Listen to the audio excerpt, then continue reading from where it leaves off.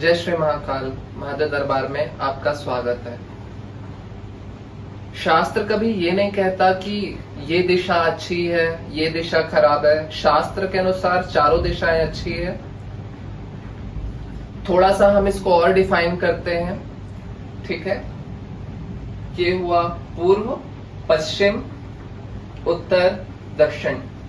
यहां पर हम इसे, शास्त्र कहता है कि 1 2 3 4 5 6 7 8 9, 1 2 3 4 5 6 7 8 9, 1 2 3 4 5 6 7 8 9, 1 2 3 4 5 6 7 8 9।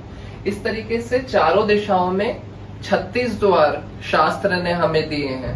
36 द्वार को 36 पद माना गया है और 36 पद का अपना महत्व है और अलग अलग पदों में अलग अलग देवी देवताओं की उपस्थिति है। उनकी अपनी कैरेक्टरिस्टिक होती है, अपनी अच्छी और बुरी प्राथमिकताएं होती है। अब जैसा हम लोग जानते हैं कि ईशान प्रगति का कारक होता है, इसलिए पहले और दूसरे पद को छोड़ देते हैं।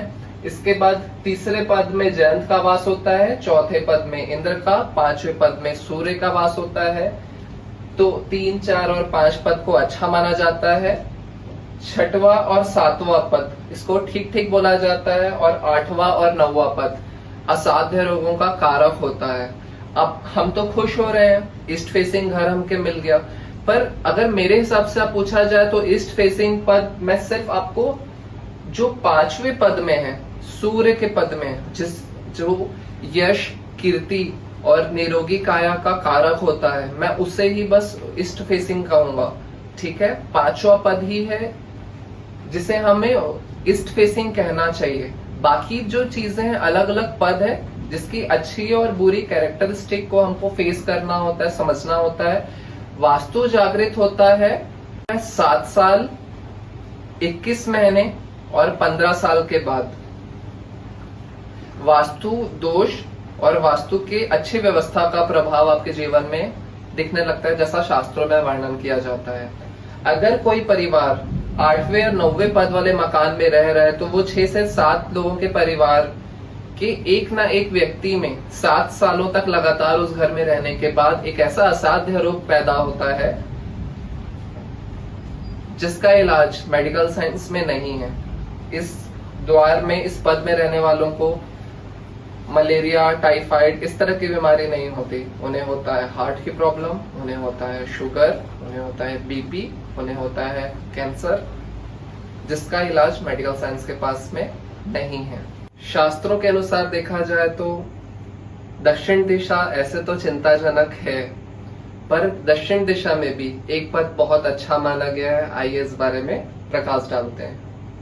आग्नेय से शुरू करते हैं और नैऋत्य की ओर। पहला पद छोड़ देते हैं, ये अच्छा नहीं है। दूसरा पद अच्छा नहीं है, तीसरा पद अच्छा नहीं है। चौथा पद दक्षिण दिशा में ये एक पद दिया गया है जो अच्छा है, जिस दिशा में आप द्वार दे सकते हैं। उसके बाद 5वां पद, 6वां, 7वां, 8वां, 9वां ये सारे पद को छोड़ देना है। अगर आपको चौथे पद में द्वार देना है और चौथा पद का द्वार छोटा पड़ रहा है तो आप तीसरे और दूसरे पद को द्वार देने के लिए स्थान में काम में ले सकते हैं, लेकिन भूल कर भी 5वें पद की ओर आपको नहीं बढ़ना है। अगर आप 5वें पद में द्वार देते हैं तो आपकी दुर्गति यानी तय है। अब चलिए पश्चिम की दिशा में चलते हैं। पश्चिम की दिशा में पहले और दूसरे पद को छोड़ दीजिए और नीचे से 7वें, 8वें और 9वें पद को छोड़ दीजिए। इन दिशाओं में द्वार नहीं देना है। तीसरे, चौथे और 5वें पद को और 6वें पद को पश्चिम की दिशा में अच्छा माना गया है, जिसमें से तीसरा, चौथा, 5वां पद को उच्च पद कहा गया है, 6वें पद को नीच पद कहा गया है।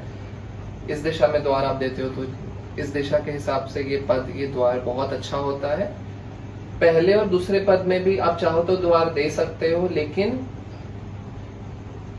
पहला और दूसरा पद एक पुरुष के लिए, एक मेल के लिए विदेश गमन का, विदेश जाने का, परदेश जाने का कारक बनता है। पर अगर उसके विदेश जाने का नहीं होता है योग, अगर वो विदेश नहीं जाते हैं तो उनके एक्स्ट्रा मैरिटिकल अफेयर का ये दिशा योग बनाता है।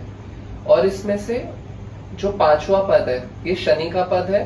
इस पद में रहने वाले लोग बहुत ज्यादा भक्ति भाव में डूबे हुए होते हैं, लेकिन ये 5वां पद किसी भी ऐसे व्यक्ति को ये पद नहीं फलता जो गवर्नमेंट जॉब वाला हो या किसी ऐसे काम को करता हो जहां ऊपरी कमाई आती हो, क्योंकि जो शनिदेव होते हैं उन्हें बिना मेहनत का पैसा नहीं फलता। इसीलिए जो लोग गवर्नमेंट जॉब करते हैं या इस तरह का उनका काम होता है जहाँ पे ऊपरी कमाई आती है, उनको इस 5वें पद वाले घर पे नहीं रहना चाहिए।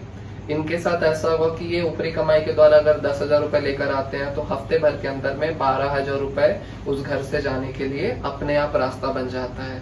अब यहाँ पे आप देखेंगे 7वां, 8वां, 9वां पद पश्चिम की दिशा में, और यहाँ दक्षिण की ओर से 5, 6, 7, 8, 9 ये पद, इसे आप नैऋत्य बोल सकते हैं।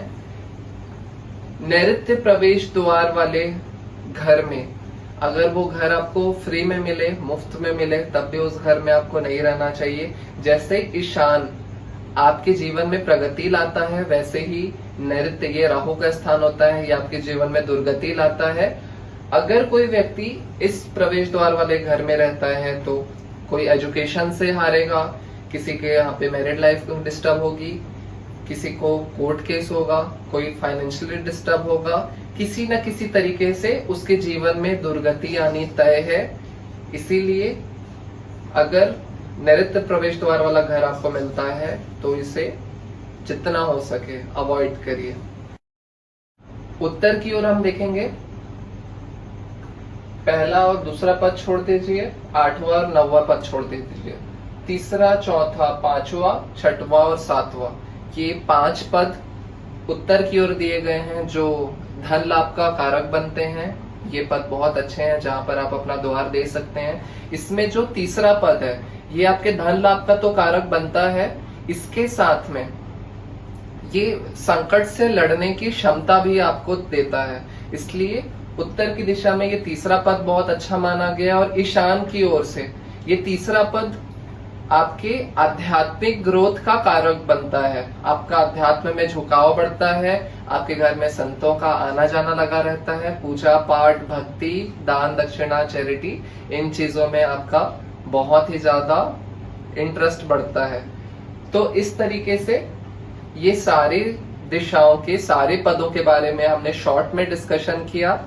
आप अपने घर को प्रॉपर नापिएगा, ठीक है, मैप करिएगा, और अपने घर की जो एंट्रेंस वाली दिशा है इसको प्रॉपर 9 खंडों में बांट लीजिएगा और उसके हिसाब से आप चेक करिएगा कि आपका घर का जो द्वार है वो कौन से पद में है, वो अच्छा है, बुरा है, और जो चीजें यहाँ पर बताई गई है वो चीजों को आप अपने जीवन में देख पा रहे हैं कि नहीं। आगे की जानकारी अगले वीडियो में। जय श्री महाकाल।